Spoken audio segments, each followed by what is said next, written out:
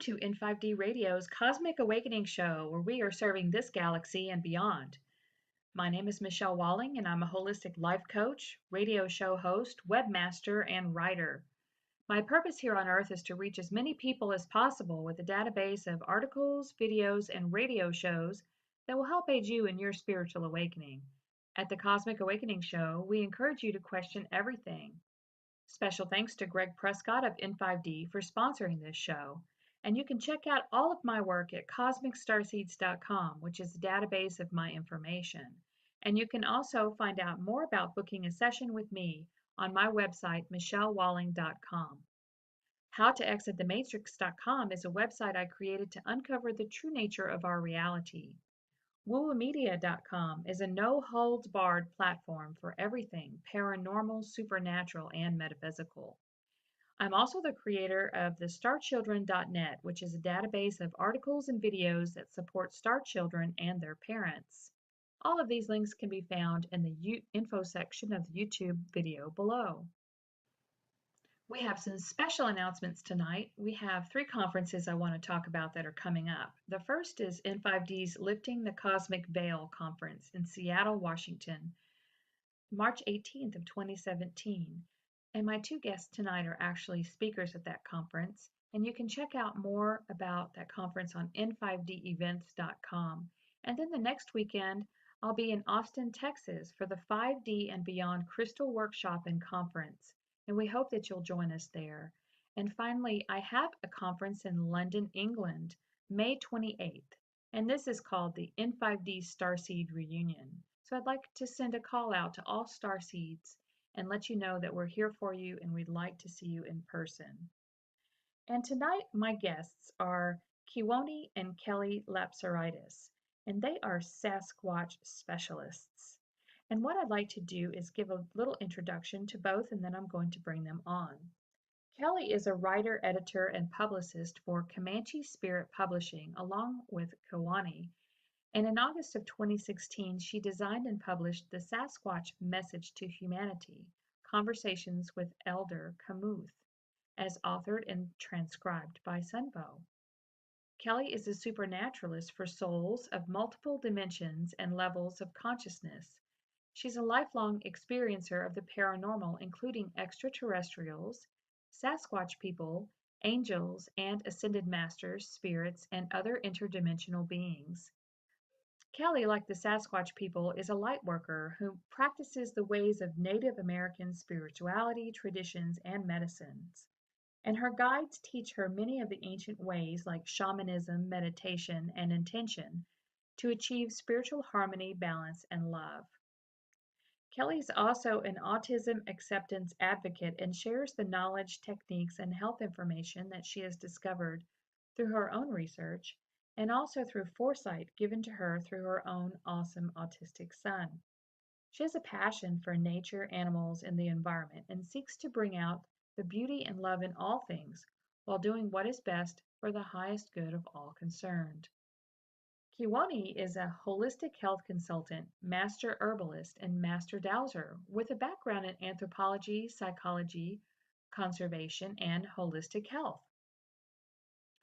As a world authority on the Bigfoot and Sasquatch phenomenon, he has meticulously researched the subject for the last 55 years. He's also a social scientist and both a Sasquatch and ET contactee. In 1979, he was first telepathically contacted by a Sasquatch and ET simultaneously. He's going to tell you a little bit about what happened with that. And with that being said, you can find out more about both of our guests tonight on SasquatchPeople.com or PsychicSasquatch.com. So Kelly and Kiwoni, welcome to the Cosmic Awakening Show. Thank you for having us. Yes, thank you. We're delighted to be here. So excited to finally talk to you in person. We've been communicating back and forth on Facebook about this exciting conference that we have coming up in Seattle. That you're a speaker. Both of you are coming to be a speaker out on March 18th. And you will be bringing some slides with you and some information about the Sasquatch. And I'm so honored to be a presenter for the Sasquatch information, to have a platform for you. Um, so you guys have been doing this though for many years, bringing the Sasquatch message. And we'll start with you, Kiwoni. Um, you've done over 500 radio, television, and talk shows about the Sasquatch. Tell me the very beginning on how in the world did you get to be such a spokesperson for these amazing beings, and how you came to have this telepathic relationship that you have with them, and where you're located. Well, right now I live in Eastern Washington, the state of Washington, and I didn't know that it would end up the way it has thus far. I've been researching the Sasquatch phenomena now for 61 years. I'm a social scientist with 4 degrees, and for a short time I taught anthropology at a New England college back in the very early 70s.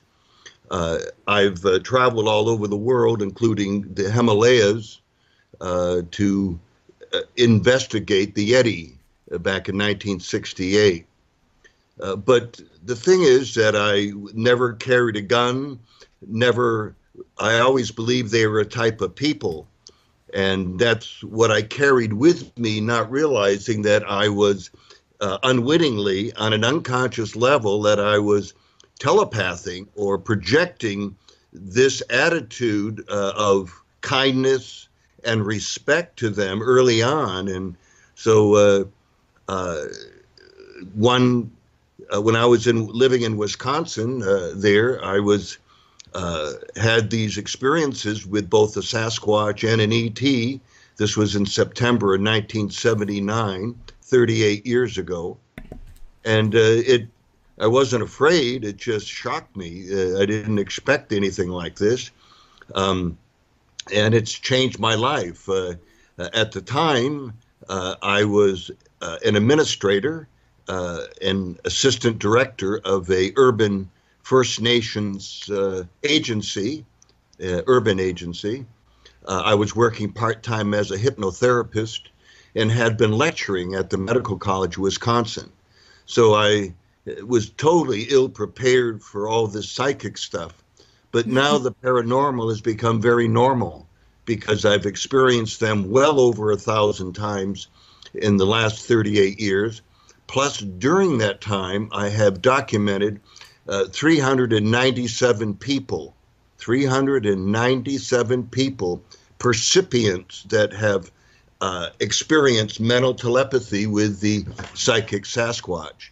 3 of them were physicians, 1 was an attorney, 3 were college professors, and 2 were scientists, and then people from all walks of life, you know, among the 397 people. I'm not trying to prove anything because I can't prove it, but, William James said it only takes 1 white crow to prove all crows are not black. Well, I have 300, analogously speaking, I have 397 white crows. How many more white crows do I need to prove that there's a psychic Sasquatch with a UFO connection? Beautiful. How did you gain this telepathic ability and on these other people? Did you have to do anything in particular to your diet, or, do you just some people just have the ability already turned on? No, they opened me up. The first time they talked to me, I got spacey. I mean, it was really interesting because all of a sudden I was so mellow and relaxed. And it stayed that way for a whole month. But during that time frame, I went through a spiritual transformation where my kundalini opened up my spine, and I became psychic overnight. And I refrained from using the word psychic or to point this out in myself for years because it just didn't seem real. Plus, I certainly wasn't bragging. It's just something that happened that was a surprise, as much a surprise to me as it is to anyone that I share this information with. Thank you. So, Just out of curiosity, the other people that you've contacted, well, the Sasquatch have connected with. They probably operate, even though they may be like left brain scientists, thinkers, they probably have pretty much an open heart. Would you say that was true? Absolutely, they would not have contacted them if it wasn't a they didn't have an open heart. For example, one of them uh, uh, lives in Arizona and was hiking in an area uh, close to the Grand Canyon, one of these deep uh, trenches or uh, areas, and he found a trail that was well worn, and he thought, "What the heck is this? Who would be up there?"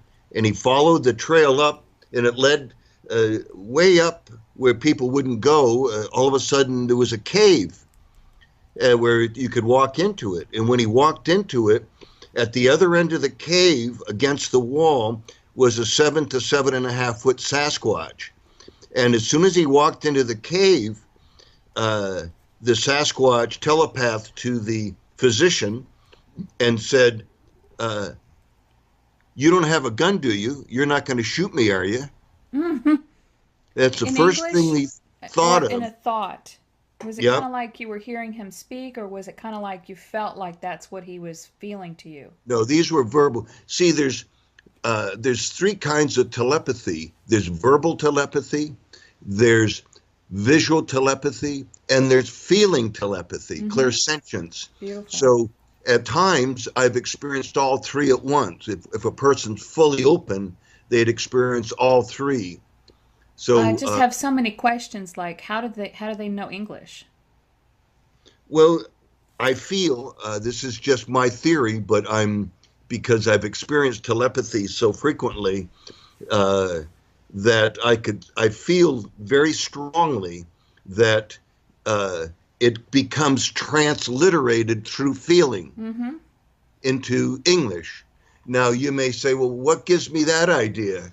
Well, because uh, uh, three hawks, I'm sorry, one, two, three, two hawks, three ravens, a wolf, and a bear, and later Comanche, my black lab, all talked to me telepathically.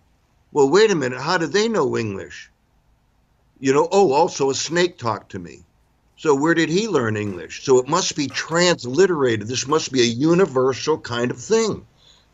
Yes, and also the Sasquatch have explained that to me is that when they communicate, it's through vibration or through frequency. So it's not that they're necessarily speaking to us in English words, but that's how we translate it because the thoughts or the energy that they're sending to us can be felt through our heart, which is a universal language. So our mind interprets it into the language that we can best understand, which is English. But, somebody in Germany would hear it in their language, or China would, hear it in their language, whatever they're most comfortable with. Yeah, Kelly, because even on the Amazon, where I've lived, the different tribes down there that experience Sasquatch, the Sasquatch down there can speak the language of the tribes. Well, where did they learn that? Again, so it must be this, again, universal transliteration that goes on in the mind. yeah, it's very interesting how they can use your brain or connect with you and translate it through your brain and through your knowledge of whatever your language is. That's fascinating. Well, Kelly, would you? thing is that we have all this ability that we're not using. And so when we experience things like this, we ooh and ah over it when we could be experiencing them all the time. And this is what the uh, the Sasquatch want for us to get closer to who they are and have their abilities since 2012 when we went through this cosmic transition. Well, I think most people need this activation. Like, for instance, I'm very, very intuitive and I have a lot of precognition. But as far as being telepathic, that is something that I believe that I'm still working on. I think there's some kind of feeling that I have. I have the feeling telepathy, but as far as actually having a conversation with a plant or a bird or something like that, I really look forward to that. And I think the biggest thing is the work that I've done would be on my heart. I think there'd been so many blocks in my heart over this lifetime, and I've had so many other lifetimes, and I've been had a tremendous job this lifetime of clearing that heart space to be able to be open to this. Yep.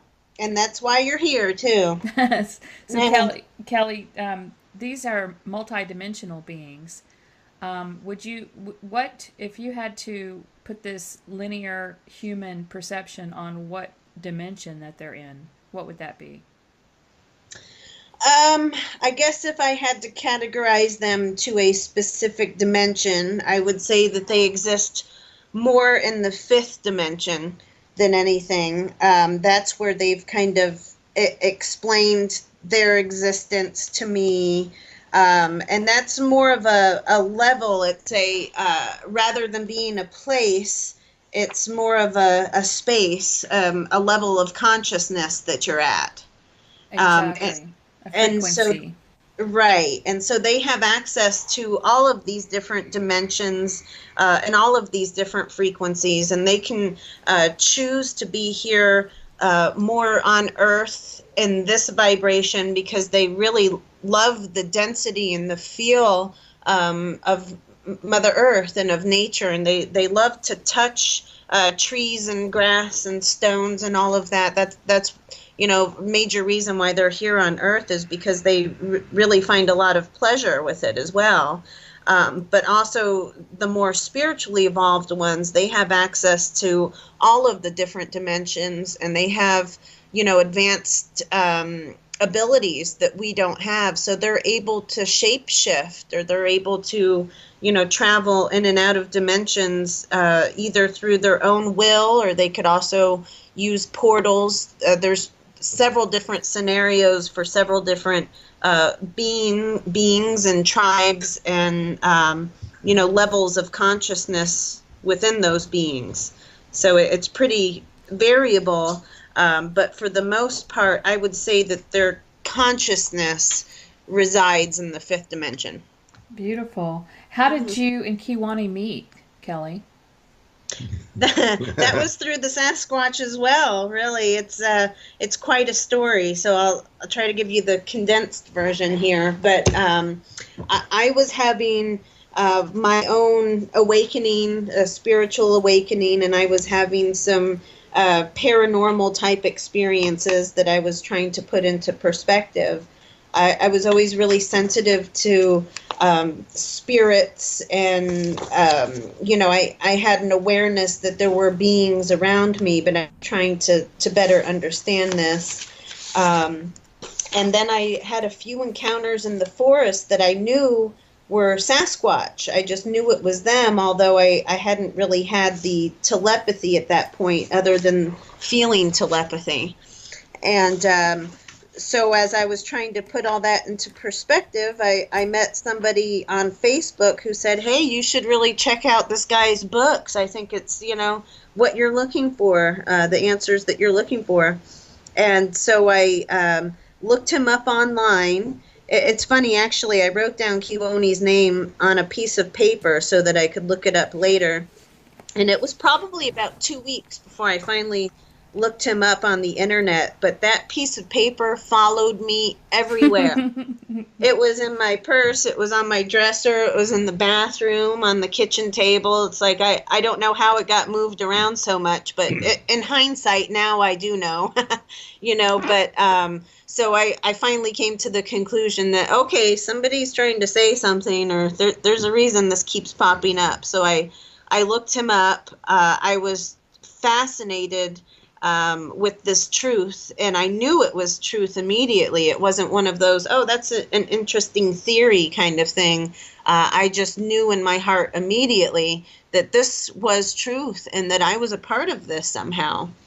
And so I ordered his books, and I began to read it when I got it, and the same day that I began to read it, so I really only got a few pages into it, I saw Kiwoni's contact information in the back of the book. And before I knew it, I was dialing his phone number and didn't even know why I was calling, just, to talk to somebody that can relate to some of the experiences that I'm having. And so that's how we met. We spoke on the phone, and we developed, a nice friendship, but we didn't speak too often. But I'd say a couple months later, as I started to develop more, I started to get more communication with the Sasquatch, and was really putting a lot of my energy into communicating with them and learning all about this. And that's when they started telling me that, we're soulmates, and that, we should be together. And then all of these other people that Kiwoni is in communication with, people that I didn't know, were calling him up and saying, hey, the Sasquatch that I talked to, over here in Canada, or down here in Florida, or up here in New York, or, wherever it was, started giving messages to these people to give to Kiwoni, saying that we should be together, that we're soulmates, and that, we'd be happy together, and, just various kind of messages that were all along the same lines. So it was really pretty unbelievable, and neither one of us were ready for that or expecting something like that. So we took our time to get to know each other, but the Sasquatch kept influencing it, and helping us in what direction to go. And yep, sure enough, we ended up falling in love and getting married and moving out here where they are. And so it's just been a real blessing, and it continues to be. They continue to guide us in our life every day. Oh, that's a beautiful story. Thank you for sharing that. You're welcome. Well, you guys were talking about how the Sasquatch like the feeling of the third dimension of touching the rocks and the grass, but isn't that actually the frequency of everything? Isn't that actually raising pretty fast now? And were they here just to come down into the lowest dimension of the 3D reality and help raise the frequency? Have you heard them say anything about that? Well, they've been here for eons and eons and eons before we were. The Sasquatch were the original mammal people here on Earth, and so they were seeded here to be protectors of Mother Earth and to take care of her, and to do all these loving things that they do, not just physically but energetically. They help keep the balance of the whole energetic grid. But once humans came along with our different attitudes and perspectives on things and started really changing things. And in general, I mean, of course, there's a few wonderful people that we know, and, they're spread out throughout the world. But for the most part, humans have not been very kind to our Earth. And so they are assisting us with that. The Sasquatch are still doing what they do behind the scenes, but as the human population keeps growing, and the more machinery that we have, and the more laws that we have to, destroy this Earth, the harder they have to work. And now it's at a point of no return. Now the Earth can be healed in a sense, but the damage is done where it's done, and so a lot of things cannot be healed. They just need to be regenerated. I use the example a lot of if you have a bad foundation on the house, you have to tear down the whole house to rebuild the foundation, and that's at the point that we're at now. So the Sasquatch are assisting us with that, but they're helping us through our consciousness. And so there is a big shift happening. There are more energetic forces here than there had been before, but it's all through our consciousness. And so it's up to us And the Sasquatch have said that we want to help you and guide you and inspire you and teach you as much as we can, as much as you're willing to help yourselves and you're willing to listen. But it is our responsibility. It is up to the humans to take the action to make that necessary change because they can't do it for us. Kiwoni, as we kind of shift more into the messages from the Sasquatch, um, so let's just give our listeners a little idea of what they've said about what is actually happening, occurring with this consciousness on Earth. When our consciousness gets to a certain level, do we literally shift into a new version of Earth, or would you like to expand on this a little bit, this conversation? Well, in a sense, apparently this is some kind of a cosmic uh, phenomena that goes on, in at least in planet Earth here, or our solar system, every 3,630 years, and just a little over 3,600 years, and uh, that we, uh, from what I understand, in like a spiral going up. It is going up into another dimension, and uh, it started before 2012, about 7 years before, and it's going into 7 years after, where it's affecting people's DNA and is rearranging, restructuring the DNA. Those people who can't handle it because they're not spiritually oriented with their in their minds. That is spirituality being respect for all living things. It doesn't have anything to do with religion, though many religions teach people to be respectful. Now, all of that is um, the uh, You must be picking part, up on my next question that I part of was.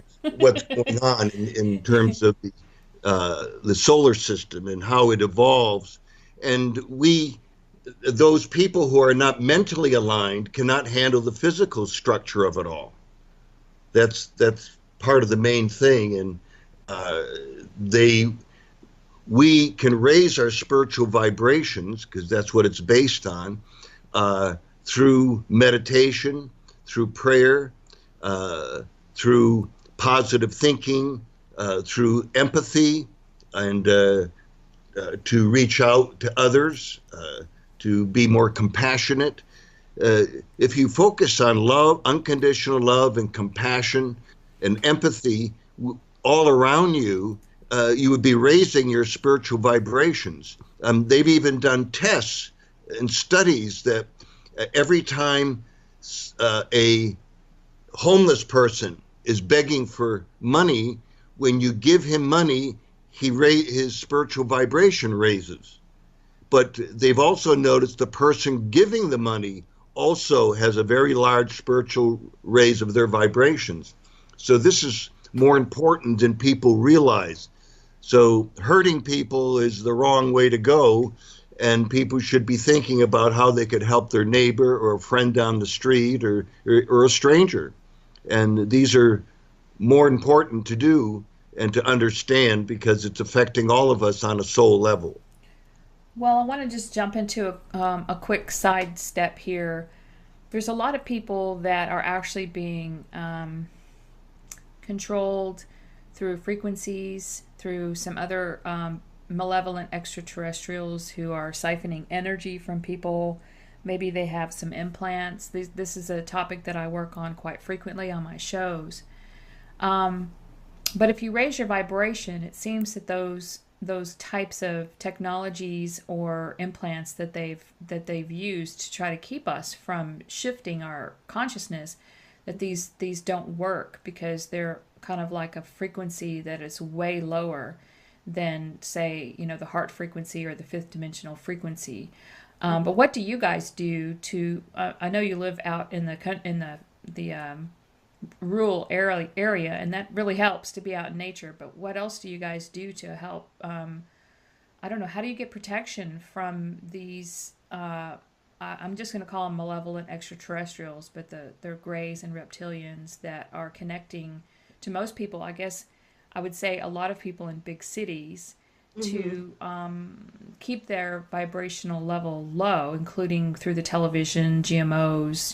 They're working in cahoots with Right. the government and, all over the world. But mostly in the United States is all I can really vouch for. But what do you guys know about this, or have you heard messages from them on how you can avoid being, I guess, not a victim of these, but being aware and trying to work out of that, and getting cleared?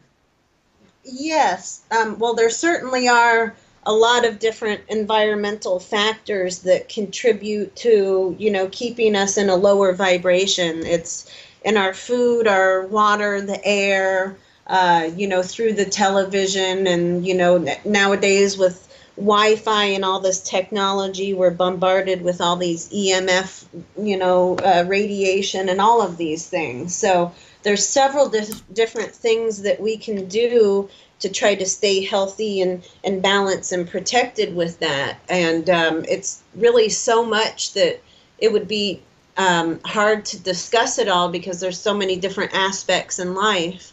But, the Sasquatch have told us, and some of the star races, I know personally that Kiwoni and I, and my son, are related to several of these star races, and we have, many beings around that we feel are ancestors, and so they are protecting us in a sense. They're, surrounding us with big bubbles of energy, or they're able to interfere or manipulate some of the things that might be trying to come at us. But it's also our responsibility to use our discernment and discrimination in different things. Being that we're more psychically open than some, we're able to feel people's energies or intentions, or their frequencies. So, we have to be able to identify that early on. Just read somebody's intentions or read their auric field, and if it's something that's not in our best interest or for the highest good for everybody, then it's something that we need to learn to avoid. But then there's all kinds of other tips and tools that the Sasquatch provide for us to help us on this too. Just like herbal information that they give to Kiwoni, or different herbs that we can take to help detoxify us or to keep our system clean, avoiding non-GM or avoiding GMO and non-organic foods and things like that. Also, how to do cleanses, or how to keep keep ourselves psychically protected. The use of different crystals and stones to help break up these different things. So there's lots of little things that we can do to help. And like I said, it's just every little aspect of our life that there's little things that we could add suggestions to. But overall, I guess I would have to say the best thing to really do, and that is to keep a positive mental outlook, and to not feed fear or anger or these negative emotions, and to have trust and faith that everything is going to be okay, instead of thinking, oh God, there's so many bad guys out there, or oh, what if I get sick, or what if I'm, instead of the paranoia and the fear that society is trying to feed us.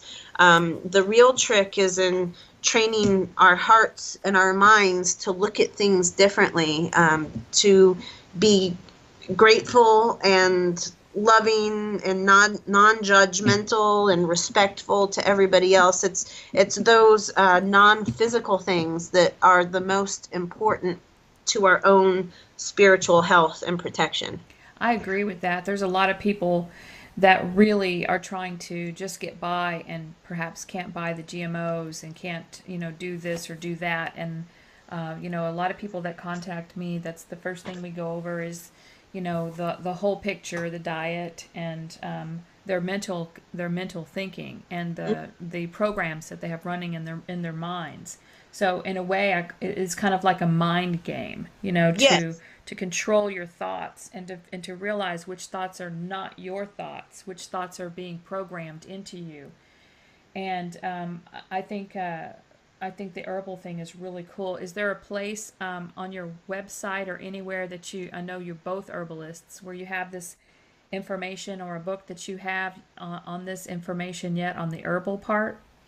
No, but I have that information, and if people need help, they can contact me. I've been a holistic health consultant and master herbalist for 41 years, so specializing in life-threatening diseases. So I'm an expert in alternative medicine, and people are interested. Oh, Right. beautiful.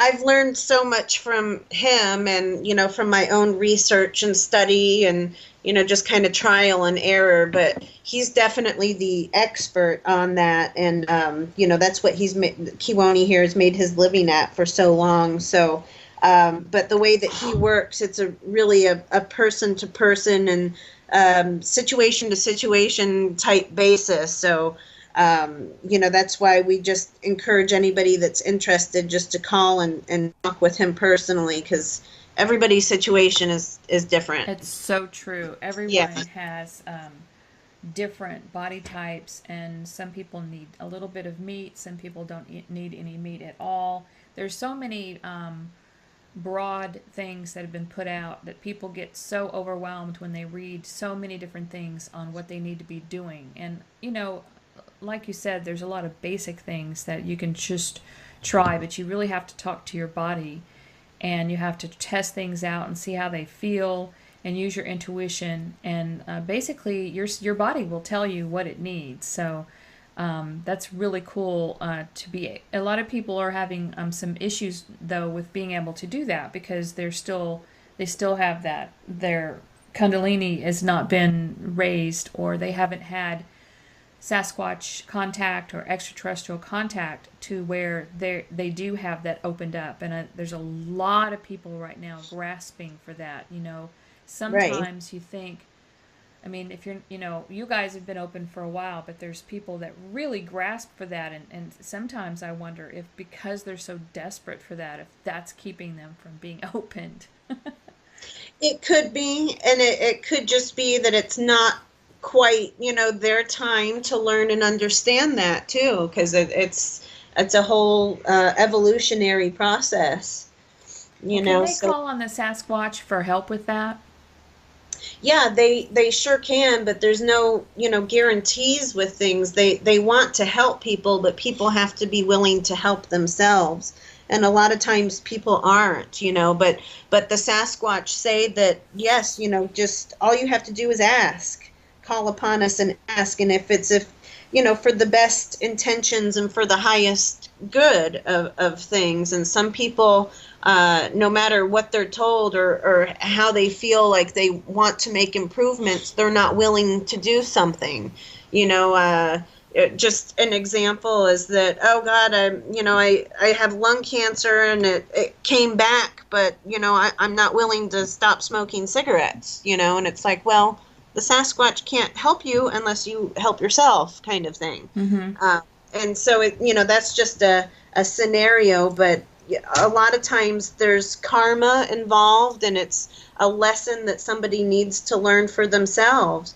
Or a lot of time we suffer or things keep coming back up in our life until we've learned that lesson from it. And so the Sasquatch can help us, come to those realizations. Or at times, I don't know how they decide it, but sometimes they can do, a full healing on you. But that also comes down to having trust and faith that they can and that they will.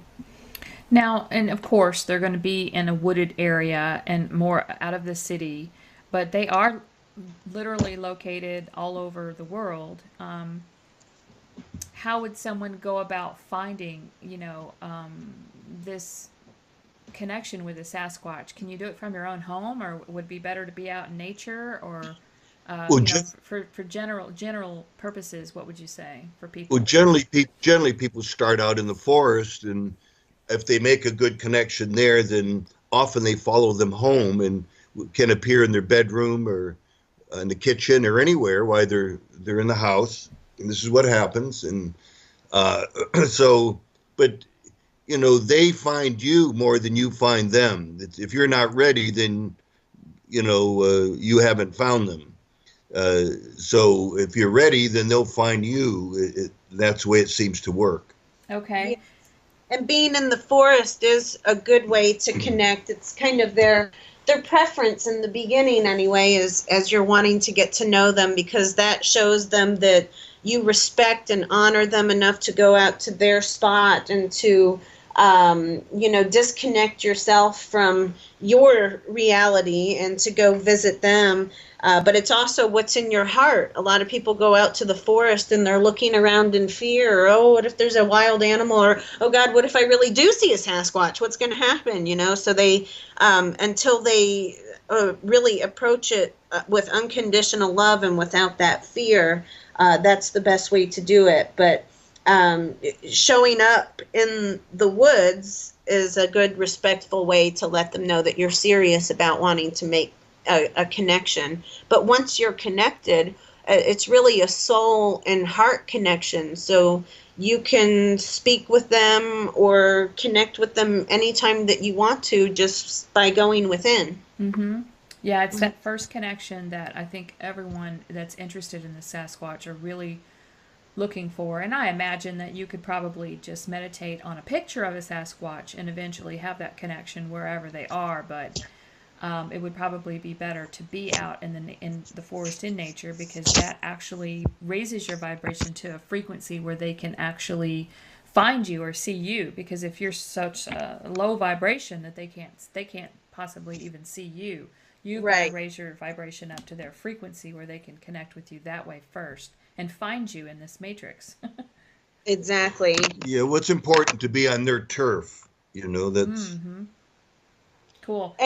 And you don't necessarily have to be deep out in the middle of nowhere in the woods. If you know of just a secluded wooded spot, they could be there, or they could at least meet you there most of the time. It's happened to me before in residential neighborhoods where I just went to an empty wooded lot to poke around a little bit and met the Sasquatch there, not expecting them, but going there with an open heart and finding out, oh my gosh, I can't believe you're so close to where all these houses are. But they don't walk around completely physically all the time either. So Well, they can be. They're very intelligent, and they're very.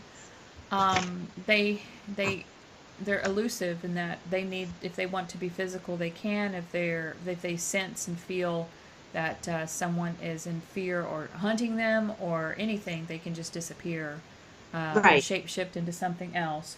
Well, just where are before they came here to be stewards of the earth? You said there were like tribes of them. Are they from? Were they from several different planets before, or one particular planet, and came here as a group? And are there different kinds of them? Do they have different looks to them? There's several different kinds, and that's kind of it's a long evolutionary process, so it's not really very easily explained in black and white. But in order, the Sasquatch that are here on Earth are originally bred and designed here for Earth, but parts of their DNA come from other star systems. At one time, there was their souls would have come from a planet called Maldek, but through time, they evolved into different beings, into different souls, and for the most part, most of their souls, their consciousness, were a part of the Pleiades. And so when they were created here for Earth, they used a indigenous animal of Earth at the time, which was a giant lemur, mixed with the Pleiadian DNA, and probably most likely some others that I'm not quite sure of. Although Camus in the messages mentioned something about a great bear as well. But basically, it's several different kinds of DNA that are put together to create this race on Earth, but there wasn't just one race. They were seeded in different parts of the world. So there's like the Yurren in China. There's the Yowie in Australia. Yeah, there's 7 different uh, races of these beings all over the planet. Some are only 3.5 feet tall, and others are, 12 and 15 feet tall. So every race, it varies. Right. So they have lots of different looks to them. Some of them look more human, which are the ancient ones, and they actually do. They were created after the Sasquatch, so they are part Sasquatch and part human, so to speak, which is why they look more human. Fascinating. I've seen people that look like hybrid Sasquatch with a lot more hair on their back and all over their body.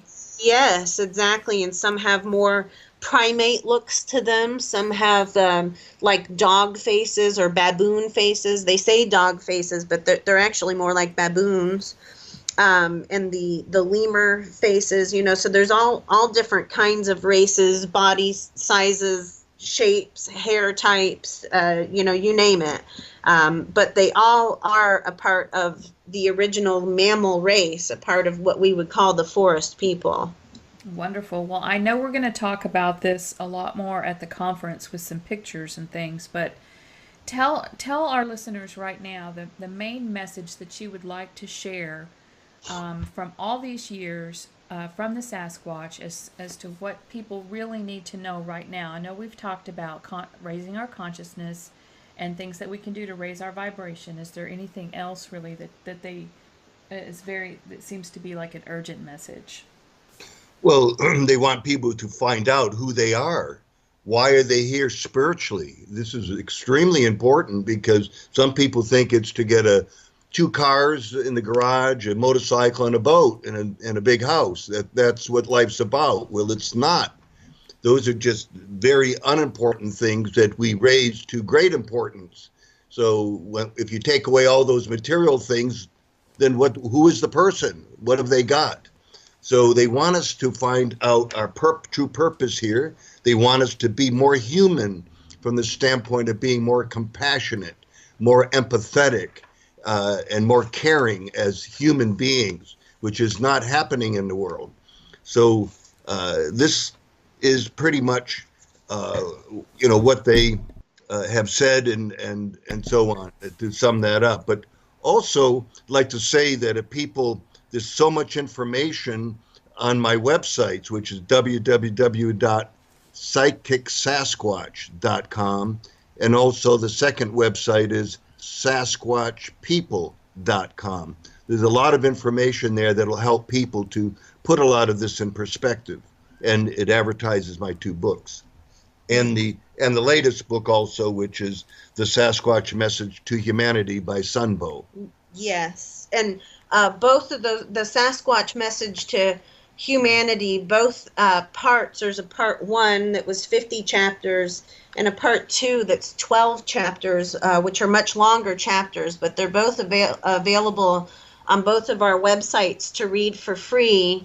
The first book is also available on Kindle and in paperback through Amazon, and I'm working on doing the same for the second book right now.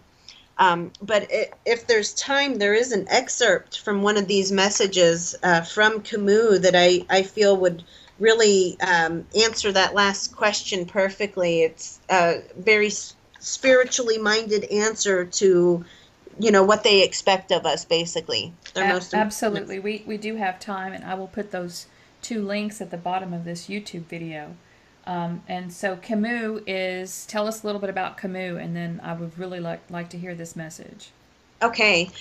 Camus is one of the eldest elder of the Sasquatch, one of the original Sasquatch that were here on the earth guiding us. So he's really much more evolved than, most of the others. And he transcribed these messages through our dear friend Sunbow, who we didn't actually meet until after he started transcribing these messages.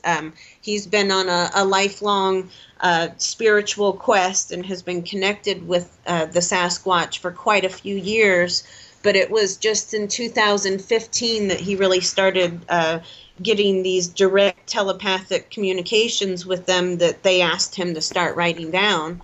And he was sharing them on Facebook, and lo and behold, I found them one day. And so, we just found our spiritual brother and ally that helped, bring all of this together with Kiwoni's books and messages, and then with Sunbow's, they just collaborate each other beautifully. Yeah, we have our own publishing company. It's Comanche Spirit Publishing. So we're able to do this and work with the Sasquatch people because of this important message to humanity. Yes. And so I'll read this important part. This is actually part of chapter 51, which is going to be the introduction in the new book in part 2. So I'm going to read a part of this. And Camus says, when highly spiritually evolved beings choose to bring their consciousness on a planet for its evolution, if there's some intelligent life there, they can come directly and communicate openly, unless consciousness is at a level too depleted, like in the case of your Earth now, where they rather transmit their consciousness through individuals acting as open channels. That when coming to a young planet where no spiritually intelligent species has developed, they create an avatar combining their own DNA to that of an evolved indigenous species adapted to the environment as receptacles in which they incarnate their consciousness. This is to help you understand who are the elder species that have preceded your coming. Having forgotten about the dharmic purpose of long-term soul evolution and the spiritual transmission of DNA through transmigration alchemy, as in the cosmic laws of the star elders have taught on all planets, humanity has difficulty in seizing the vastness of the big picture. This is because your human genetic memories did not exist prior to 6 million years, when your first ancestors were conceived and created in Lemuria. That's the Sasquatch that he's speaking of. And your DNA has been modified several times since, making you forget even more of the greater soul plan that you're a part of. The next quantum leap of your collective consciousness is to perceive with new perspective the vastness of infinity beyond the limited perceptions and illusion of 4D linear space-time. When you realize that Earth is small in the cosmos and your incarnation is short, you start to see beyond the apparent space-time limitations through the expansion of consciousness. You understand the futility of possessions and ego in a short-lived temporal material plane. Your next step is to bring a new world by raising your consciousness to the 5th dimension. If you would only care for the next few generations of your descendants, you would treat this home planet with love and care and maintain peace on it. It would be the start of a planetary civilization based on peace, with the end of the uncivilization of destruction and wars, prime requirement for any planet to join sister planets in the cosmic order of Star Elders Council.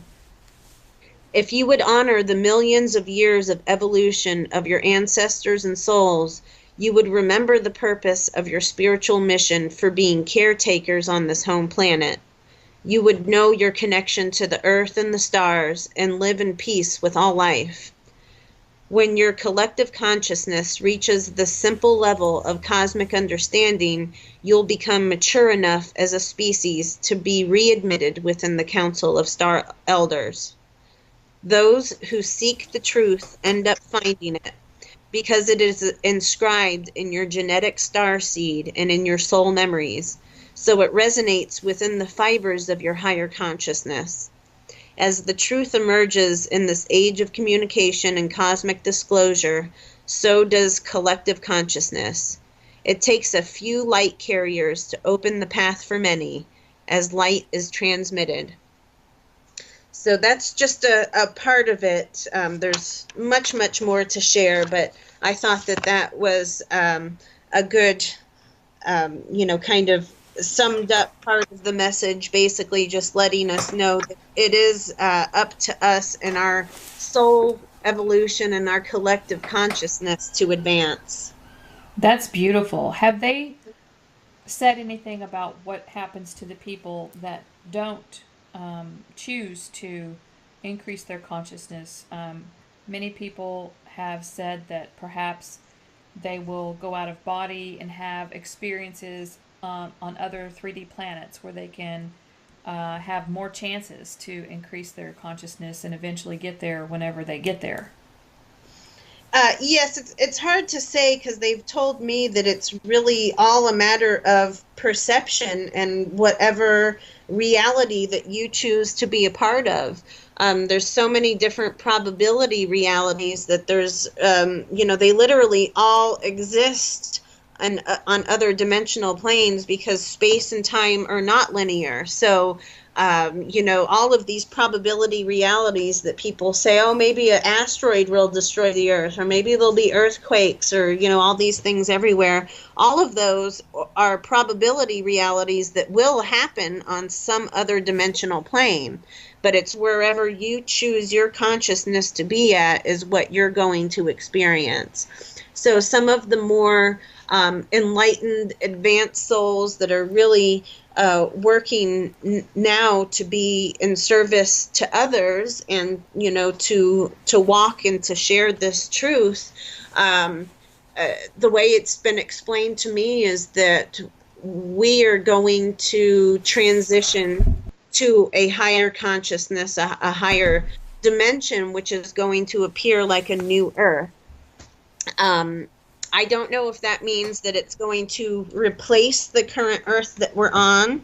I do believe that it's going to be something like that, kind of like another level, another energetic structure level of Earth, and that some souls will be more connected with that reality, whereas some of the more lower vibration souls will still be connected with this reality.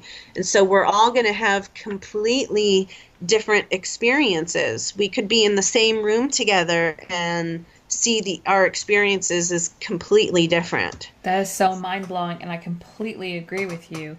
Yeah. So, when it comes to picking a linear date, I know that that's impossible, but Kiwoni did mention the 7 years before 2012 and the 7 years after, which would put us at 2019. Will Mm-hmm. there be some kind of collective date to where those who are ready to move into this new earth consciousness will make a big shift, or will it be one person at a time? No, it'll be a big shift. However, I don't know the details of any of that.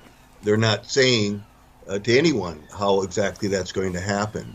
But certainly, those people who are on the spiritual path, those people who have maintained their humanity and are not, hostile and aggressive and violent in their thinking, will be helped and will be guided at that time. The others will be left to their own uh, thoughts and so forth. And I'd like to add that I do feel that the change comes through one person at a time, but there will come some point where there will be a big shift that happens, and that will probably be due to our consciousness. It may be a physical event as well, but when there is enough of us consciously on board, then I feel that there will be a big shift. This world does change one person at a time.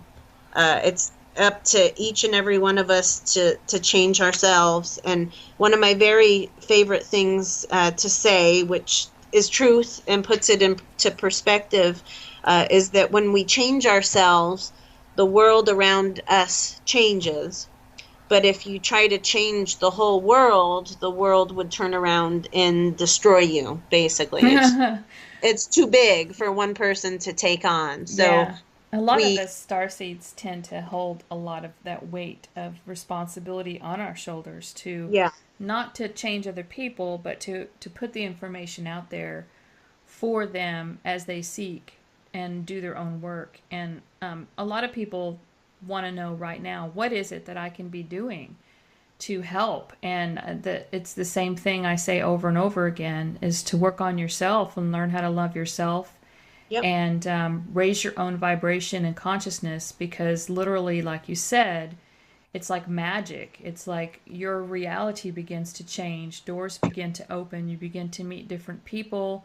You have to be willing to accept that change as it comes into your life without any fear. And we're talking, could be major upheavals, could be, divorces, moving from one country to another, moving from one part into the United States to another. Just be Yes. open to follow your guidance. If you run across something on the internet 5 times about Ireland, then maybe that's a message that you need to get your butt to Ireland somehow. Things like that. Yep. Exactly. It's following those subtle signs, because I wouldn't be here right now, with Kiwani or here in Washington State if it wasn't for that, if it wasn't for following my heart. And it really does take stepping outside of your comfort zone, because nothing's going to change until you do. And it usually is some kind of big major life change like that, moving far away, or divorce or marriage or whatever it might be, or some huge major life change that's really going to thrust you into that change. And that's usually what it takes. Yeah. Yes, because there's a lot of people going through this change right now, and I just want to remind everybody that when things collapse in your life, it's just a positive thing, getting things ready for the next new wonderful big chapter, and that includes the shift. If you are in your heart and you really have compassion and empathy for others, and you're really trying, there's going to be no problem with you making that shift. So you can just lose all fear of whether you're doing things right. If, as long as you're not being mentally attacked, which is, being in fear allows that to happen, then when you get that chatterbox out of your head, where you're not having these OCD type thoughts about certain things, and you really move all your focus into your heart and do things that you love, then you're going to be okay. Exactly. And Yeah. one of the most important things to work through too with that is, ignoring other people's judgments, because that's where we make so many decisions based on, oh, what are other people going to think? And that doesn't matter. You do what's for your own highest good and what's good for your heart. Yes, and to sum all this up, I'd like to read a very short quote that could easily sum up the message from the Sasquatch to humanity as well. A Zen monk once said, and I quote, "All life in nature has a spiritual dimension and is sacred. When we honor other creatures as we do ourselves, we all evolve another step." End quote. That's wonderful, and that brings me to my very next question. It's kind of a silly one, and I apologize for this, but it is something I'm working on, guys. Okay, when insects enter your home, and not only enter your home but attack you, and you haven't done anything to them, and we're talking about maybe wasps, ticks, things that are not nice. Do we? I mean, do we truly have to like capture them in a cup and set them outside? Or, You, at what point does it become okay to remove them from killing them in our home? well, one way is actually learning, and I really mean this, learning telepathy and asking them to leave. Hmm. And I've tried that. I knew, well, you weren't reaching them. It No, wasn't coming from the heart. It was coming from your head, probably. or maybe from anger or from feeling attacked. Hmm. But I know several people that have done this, and it worked immediately. So anyway, Yeah. we can all coexist together. Thing is, we have a hard time coexisting with other people. Never mind animals. Hmm. Well, I'm talking about people, who are on a spiritual path, and let's say their yard is taken over by fire ants, and it would be nice to be able to speak to them, but if you have a real infestation of something, I just have to be honest.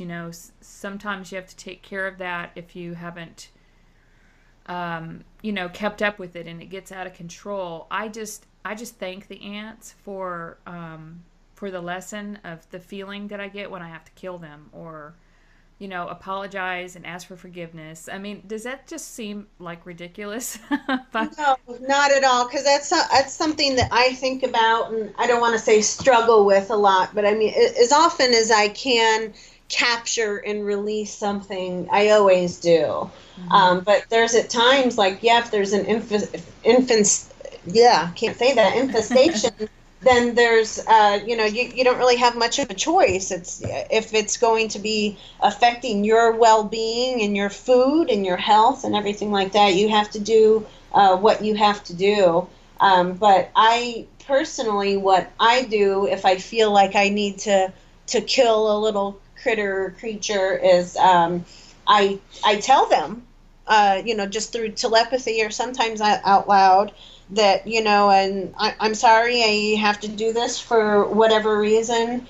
Please forgive me and thank you for your contribution. I kind of do that kind of thing, but I just tell them matter of factly, I can't have dozens of you living here in my house. So that's the way that it has to be, kind of thing. So I don't know proper procedure when it comes to that thing, to that kind of thing, really, but I would say that as long as you're conscious about it, I mean, obviously, just the fact that you posed this question is showing that you have respect for life, or else you wouldn't have even thought about that. So I think just showing your respect and honor and acknowledgement that they're a living being, is good, and just explaining why it needs to be the way that it is, because we can't put ourselves in jeopardy because of that. Because I mean, if you had bugs take over a garden or get into all of your food or something, that's not helping anybody. So, and I think on the new Earth, there may be some species that we won't have. Do you agree with that? oh yeah, most likely. And Like ticks. What kind of good do ticks to serve us? oh my goodness, I can't think of one. I can't think of one. But they, a lot of times also, I mean, they're all creatures of God, and sometimes they're giving us some kind of specialized medicine as well, whether they bite us or sting us or just make an appearance in our life. Sometimes there is a spiritual message behind that too. Yeah. So whenever I see something, kind of unusual like that appear, I break out my animal speak book and I look up to see, what that meaning might be as well, because I think there's a lesson in everything for everyone. What's that guy's name? Ted something? Yeah, Ted Andrews. Ted Andrews has that animal speak book. I love that. And you can look Yeah, stuff up on the internet too. It's right. great. Well, this has been so fascinating. And Kelly, before we end the show, I do want to give you a chance to talk about an article that I posted on bodymindsoulspirit.com, and it's called How I Healed Autism in My Son with Zeolite and Other Natural Methods. And I know both of you obviously worked on this together, but Kelly, your son has vastly improved in the characteristics and the ability to function as a human being from these natural methods. And I wanted to just mention this on the show because I know there's been an increase in autism and autistic characteristics in children since we are being poisoned with heavy metals and toxins in our food and air and water. So if you could please spend a few moments just summarizing. Of course, they can read the article on bodymindsoulspirit.com.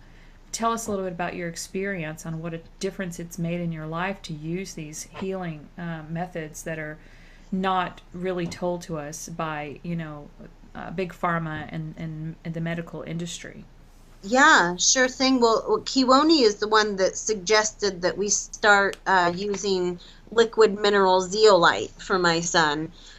He was diagnosed with autism. Oh, let's see. it was just before he turned 3 years old. Although I knew since he was, I guess, about 1.5, I knew there was something different and going on. And I started seeking help and answers, and it just took a long time to actually get the appointment to get that diagnosis. But I did know for almost 1.5 years before his diagnosis that there was something different, and so we started getting him into different therapies and stuff early on before he was even diagnosed. And while the therapies do some good, of course, I mean, it's teaching him, it's one-on-one and things like that. But I came to realize that, his autism symptoms were really offset immediately after his vaccinations.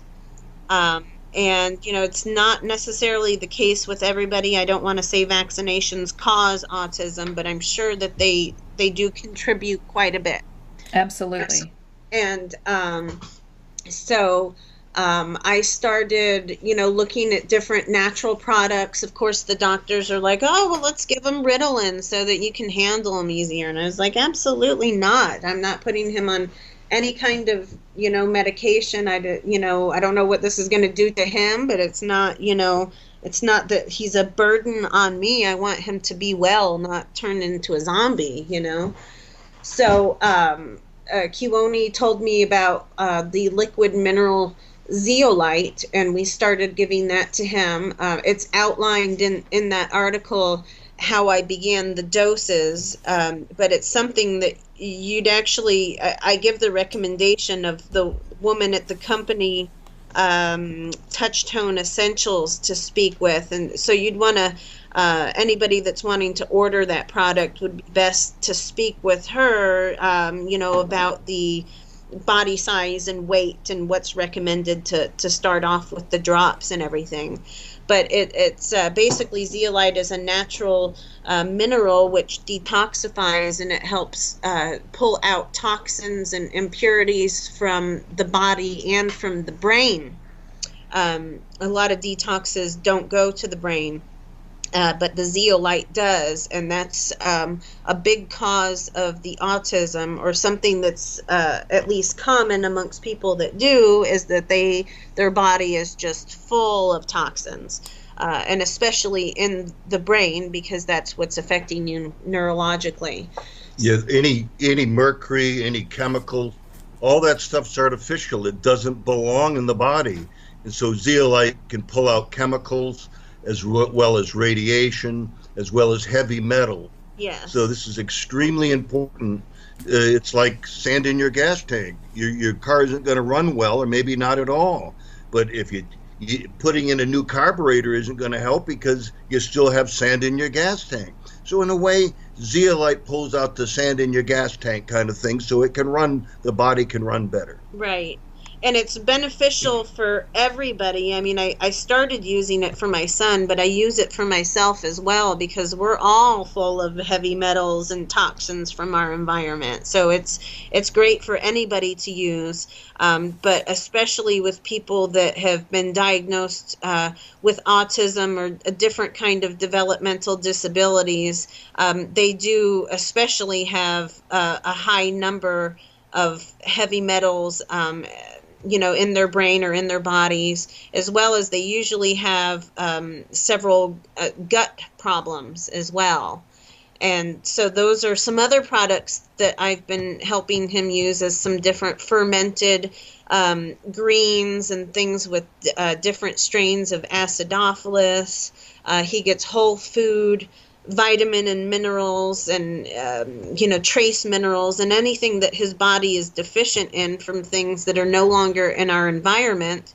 And because he's never been exposed to it, I mean, we're older, so we've at least had access and had good ingredients partly throughout our life. But my son being born in 2010, there's hardly anything pure in the world anymore. Yeah, it's a fact that there's from 200 to 250 chemicals and heavy metals in an infant when they're born, just through the umbilical cord. There's that much pollution all over the planet right now. And the Sasquatch even said, everything's polluted, everything. So your water, soil, food, air, everything. Right.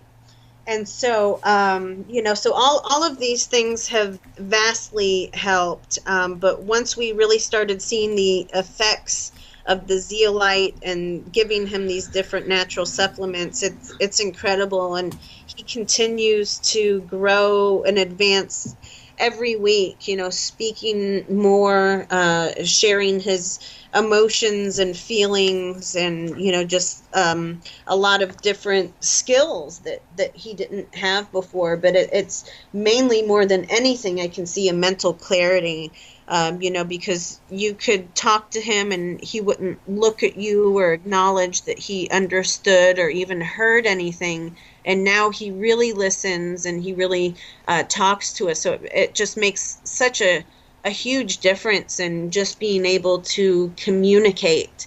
And I think that without the zeolite, that his brain would not have been clear enough to allow him to communicate and understand the way that he does. Well, Kelly, for you to volunteer to have this experience before you came into this lifetime is just giving yourself to humanity, to show humanity and to prove that we need to shift out of this consciousness. And when we do, you're going to have your son back, the complete healed high consciousness child that we all wish for. My sister as well has these kind of problems. And from my mother being her caregiver for 48 years, it's been a very strong toll on her. But it's really hard to talk about these kind of natural things with someone who doesn't have an open mind. Right. So I really feel it in my heart to share this information with people who do have an open mind, to not only help the child, but to help the caregiver and help us just hang on until we have this shift in consciousness, as each one of us are contributing to making this happen. We are the ones making it happen, one person at a time, as we work on ourselves. And with that being said, I really, really look forward to hugging each one of you at the conference. And I hope that we can have some private time to spend together, just to spend a few moments in each other's, auras, and look at each other in the eye, and really share some codes. And I'm very grateful that you were on our show today. I'd like to have you back on a show when things settle down in a couple months, and we can talk some more. Yes, I'd love that. Yeah. We could just talk for days, I think. Well, in the meantime, on March 18th, we'll be at the conference and sharing a tremendous amount of information from my 61 years of research, and from Kelly's experiences, which are also ongoing. Yes, and people can find out how to get to that conference in Seattle, Washington at n5devents.com. Thank you both so much for being here. I can't wait to meet you, and to look at the pictures that you have too. That's what I'm really excited about. Yes, I have pictures of Sasquatch and many other things. And once again, people can go to our websites at www.psychicsasquatch.com and sasquatchpeople.com. Our two websites. And I'll put those links at the bottom, as well as the link to the Body, Mind, Soul, Spirit article on Kelly's work on autism. Thank you so much, both of you, for being here. And the time just goes by so fast, but we will have another show together. I know we will. Excellent. Well, thank you, and we look forward to seeing you soon. Okay. Thanks for having us. Mm-hmm. Bye-bye. Okay. Bye-bye.